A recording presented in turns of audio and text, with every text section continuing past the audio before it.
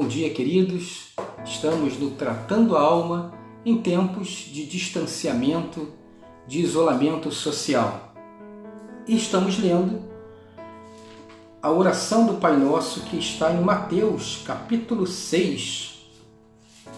Mateus, capítulo 6, a partir do versículo 9, diz assim: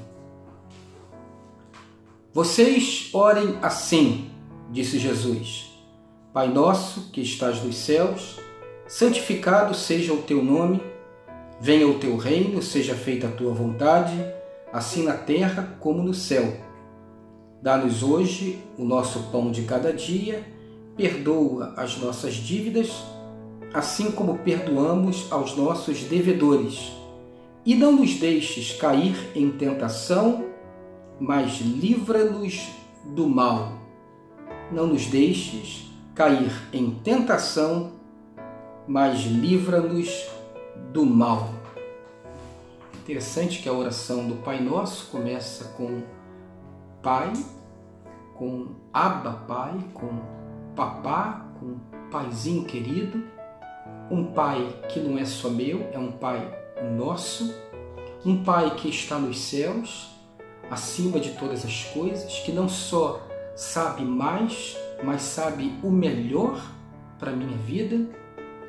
E então eu começo a oração reconhecendo esse Pai. Santificado seja o teu nome, venha o teu reino na minha vida, seja feita a tua vontade. Eu não começo orando, apresentando os meus problemas, as minhas circunstâncias, as minhas lágrimas. Eu começo pelo Pai, reconhecendo quem é o Pai.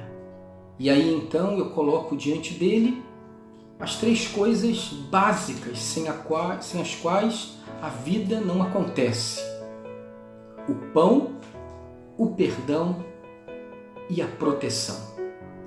E ele nos ensina a orar: não nos deixes cair em tentação, mas livra-nos do mal. Na verdade, uma tradução também pertinente seria: não nos deixes entrar em tentação, não nos deixes sequer sermos tentados e livra-nos do maligno.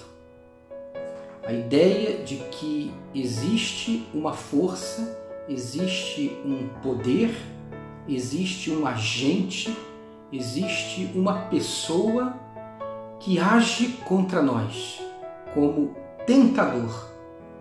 E Jesus nos ensina a orar: não nos dê vitória enfrentando a tentação, mas nos ensina a orar: livrai-nos do maligno, livrai-nos de sermos tentados.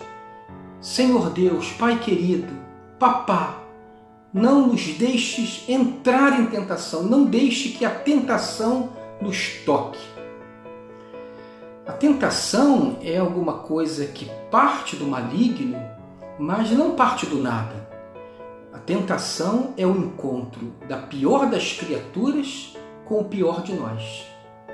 Do pior dos seres com o pior da gente. É um encontro de piores. Lá em Tiago, capítulo 1, versículo 14, nós lemos assim: Cada um, porém, é tentado pelo próprio mau desejo, sendo por este arrastado e seduzido. Então esse desejo, tendo concebido, dá à luz o pecado, e o pecado, após ter se consumado, gera a morte. Ou seja, somos tentados quando há esse encontro do pior das criaturas com o pior de nós, porque somos, na verdade, seduzidos, arrastados no âmbito das nossas próprias fraquezas, das nossas próprias inconsistências, incoerências, dos nossos próprios maus desejos, como diz Tiago, que nos enredam, que nos seduzem e nos arrastam. Por isso Jesus nos diz: ore assim: Pai, livra-nos de entrar em tentação, livra-nos desse encontro do nosso pior com o pior das criaturas. Livra-nos de sermos tentados. Não deixe que sequer entremos em tentação, porque quando entramos em tentação, quando entramos nesse ciclo da tentação, é inevitável pecar. Não há como você chamar o diabo para dançar e não se machucar com isso. Não há como você brincar com a tentação e não se machucar. Não há como você crer na sua força para enfrentar algo como que tentando provar para você mesmo que você é alguma coisa que na verdade você está inseguro se é. É como Jesus sendo tentado. Na primeira tentação veio o diabo, Jesus estava ali depois de 40 dias, 40 noites em jejum, enfraquecido, e diz para ele: se é que você é o Filho de Deus, se é que você é o Filho de Deus. Olha só o questionamento do tentador, se reportando a 40 dias antes, quando Jesus tinha sido batizado e ele ouviu a voz dos céus dizendo: esse é o meu Filho amado, alegria da minha vida. Então Jesus é conduzido pelo Espírito ao deserto, tendo isso no seu coração. Eu sou o Filho amado do Pai, alegria da vida dele. Eu sou filho do Pai.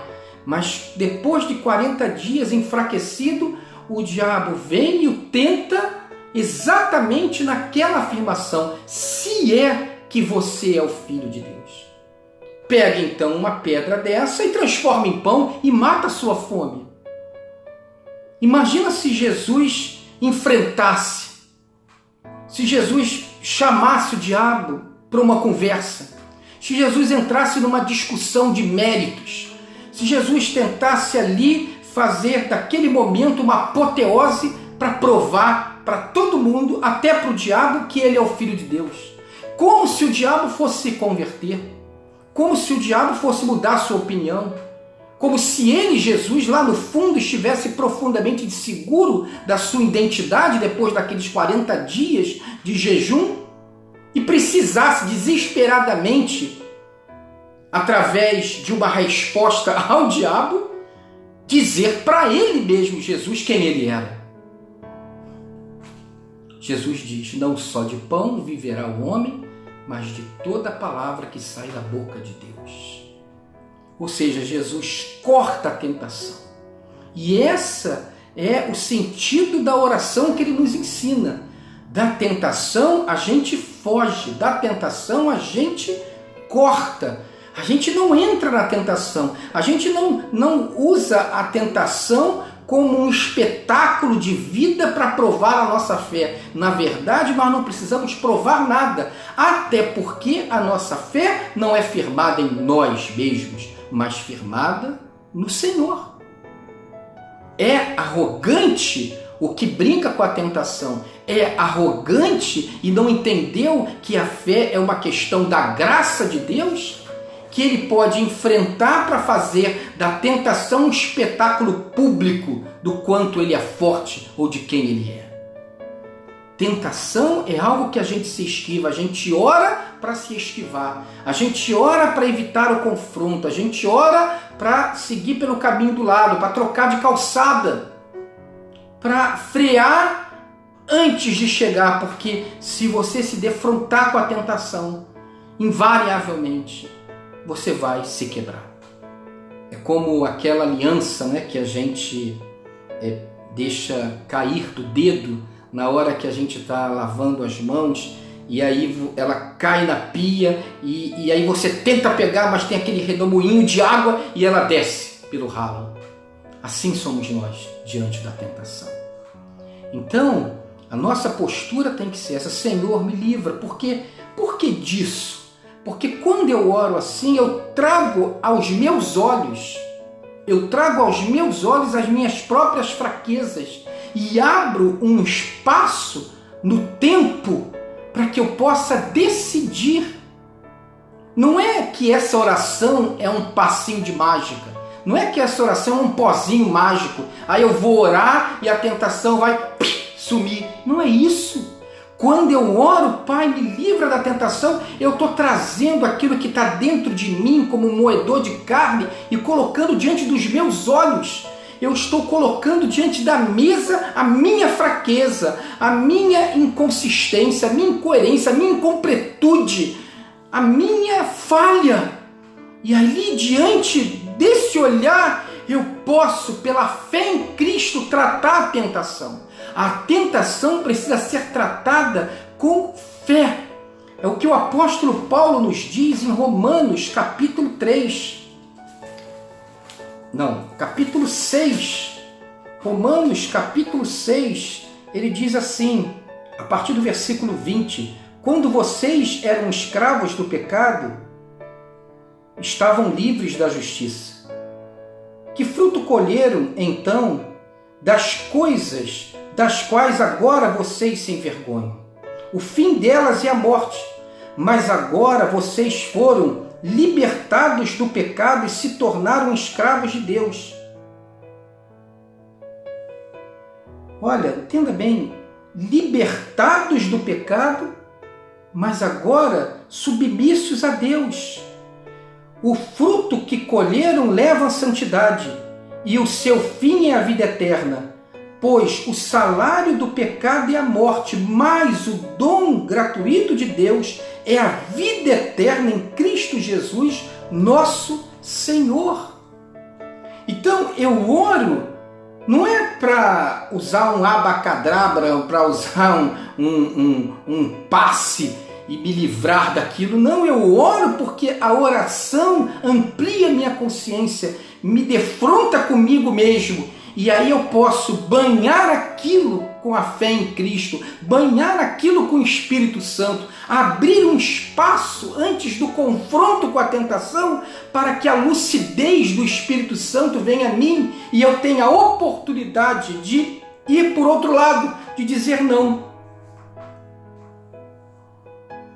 Por isso que é absurda a declaração de alguém que justifica em cima do diabo os seus erros. Porque o diabo não lhe tenta naquilo que você é forte. E o diabo não lhe tenta naquilo que você tira de letra. Ele vai exatamente naquilo que é a sua fraqueza. Não é uma ação do diabo, é um encontro da fome com a vontade de comer. Quantas vezes nós é que puxamos a tentação, nós é que nos colocamos em risco, nós é que inconscientemente caminhamos para uma encruzilhada, para cair. Por isso essa oração, ela é esclarecedora, ela faz a nossa fé fincar o pé no chão, sair desse espectro das verdades fáceis que nos fazem sorrir, essas baboseiras que se fala para a gente se sentir com a alma elevada, mas que não tem concretude nenhuma na vida.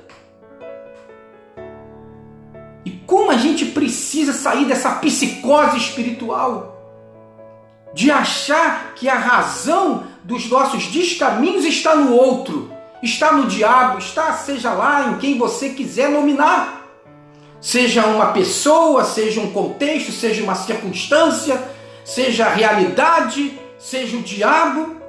A razão dos nossos pecados está dentro de nós, o conflito é dentro de nós. E precisamos fugir dessa psicose, desse absurdo, desse discurso do admirável mundo do Bob evangélico brasileiro, que quer sempre responsabilizar o outro e isentar-se a si mesmo. Nós somos os responsáveis. Está em nós. Jesus não te ensina a repreender o diabo. Jesus não te ensina a discutir com o diabo. Jesus não te ensina a converter o diabo. Não, mas eu fiz uma oração, o diabo está repreendido. É mesmo? É mesmo? Que coisa, você conseguiu mais do que Jesus. O diabo não vai mais te tentar. Ele está repreendido. Você conseguiu converter o diabo. Parabéns! Que coisa, hein? Olha, então se você sair fazendo várias repreensões, você vai ter o caminho aberto, não é verdade? Vai poder viver o seu dia livre, leve, solto. O diabo desistiu de você. do que você usou a palavrinha mágica. Está repreendido em nome de Jesus. O diabo não se converte. O diabo é mentiroso, ele é tentador, ele não vai deixar de ser quem ele é. Eu não tenho poder sobre o diabo. Por isso que a Bíblia vai nos dizer o quê?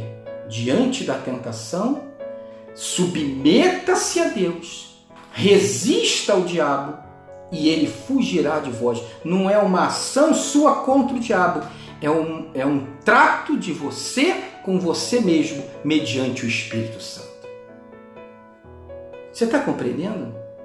E outra coisa, o objetivo da tentação, como diz aqui em Romanos 6, 23, como diz Tiago 1, 14, 15, é levá-lo à morte.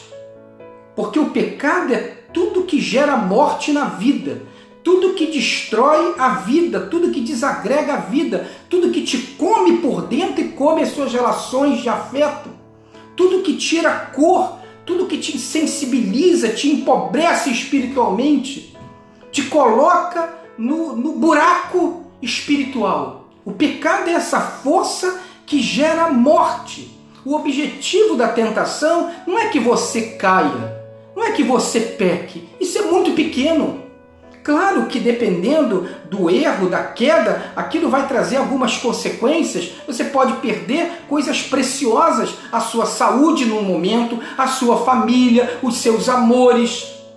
Colocar até mesmo a sua fé no chão, dependendo das opções. Muitas vezes não colocar você em risco, mas outras pessoas em risco. Não entrar você no buraco, mas empurrar outros para o buraco. É verdade. Mas é mais do que isso. O grande objetivo da tentação não é você cair, é você se tornar um malvado também. É você sair de alguém que resiste e confronta o mal com as suas atitudes e passar a ser um maldoso, alguém que se une a toda essa correnteza de maldades, opressões, mentiras, injustiças e violências.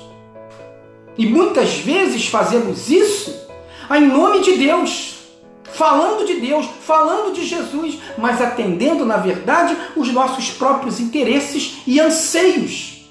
Por isso se explica tanta inconsistência, tanta gente que poderia ter uma lucidez, uma palavra diferenciada, uma atitude diferenciada, mas num momento como esse que nós estamos vivendo, como sociedade, não conseguem ver o que está claro e alimentam de pior que pode existir. Em nome de Deus, suscitam vãs discussões, rompimentos, rupturas, colocam o nome de Deus em coisas, colocam o nome de Deus em homens, usam e abusam do santo nome de Deus em vão. Então, o pecado é muito mais do que uma coisa intimista. Não é muito mais do que você beber uma cervejinha ou olhar para aquela menina. Está numa postura de vida que muitas vezes está alimentando a desgraça. Por interesses próprios, não consegue ter a palavra do contraponto. Não consegue ser luz, não consegue ser sal. Entra nas correntes do mundo, como se no mundo o mal não fosse juiz do próprio mal. E aí a gente se coloca como agente do mal, como maldoso também, mesmo que travestido de santidade. Quando você entende isso, você compreende a oração de Jesus. E por que Jesus nos ensina a orar? Pai, livra-nos do tentador, livra-nos do mal. Em outras palavras, Pai, deixa eu colocar para você quem eu sou. Deixa eu colocar para você os meus interesses mesquinhos. Deixa eu colocar para você as minhas mesquinharias. Deixa eu colocar para você as minhas inconsistências, as minhas paixões. Pai, deixa eu colocar para você a minha carne. Pai, deixa eu colocar para você o que é vulnerável em mim. O Senhor já sabe, mas deixa eu colocar. Eu preciso ver, Pai. Me ajuda a banhar isso com o seu Espírito. a banhar isso com a fé que eu tenho em Cristo. Me ajuda, Senhor, a lidar com isso de modo que diante da tentação eu recue, eu fuja, eu caminhe para o outro lado, eu feche a minha boca, eu evite aquele lugar, eu não vá naquele encontro. Ou eu me importe com aquilo, eu olho o que eu não estou querendo ver, eu reveja a minha posição, eu saia do meu comodismo, eu saia do meu conforto.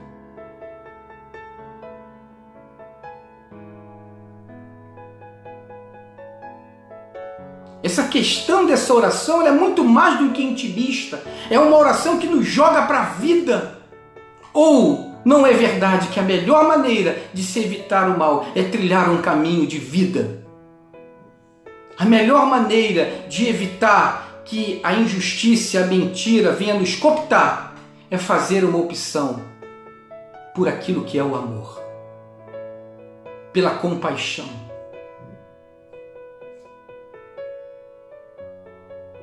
Essa oração do Pai Nosso, ela é libertadora, porque mais do que qualquer outra coisa, ela nos chama a uma consciência de nós mesmos.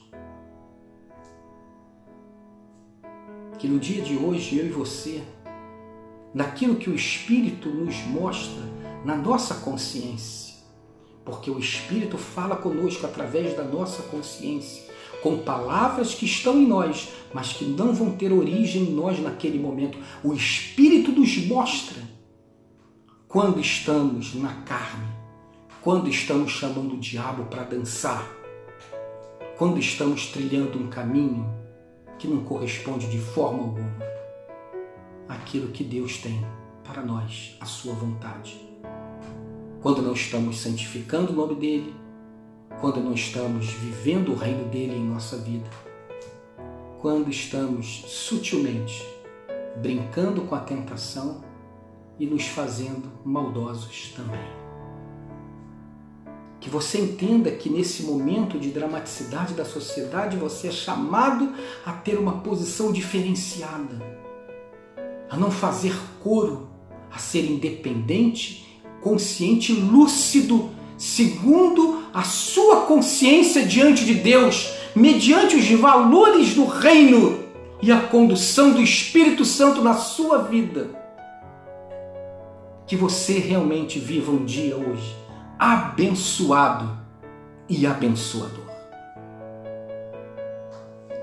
Que o amor de Deus, o nosso Pai, que a graça redentora do nosso Senhor Jesus Cristo e as consolações do Espírito Santo inundem a nossa vida, hajam em nós, por nós e através de nós, e visite toda a gente machucada, ferida, enlutada, adoecida, e todos aqueles que têm trabalhado para cuidar, para trazer cura, para acolher, para ser canal de vida contra a morte.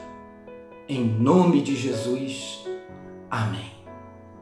Beijo no coração, uma ótima semana e dias abençoados e abençoadores para você. Tchau, tchau.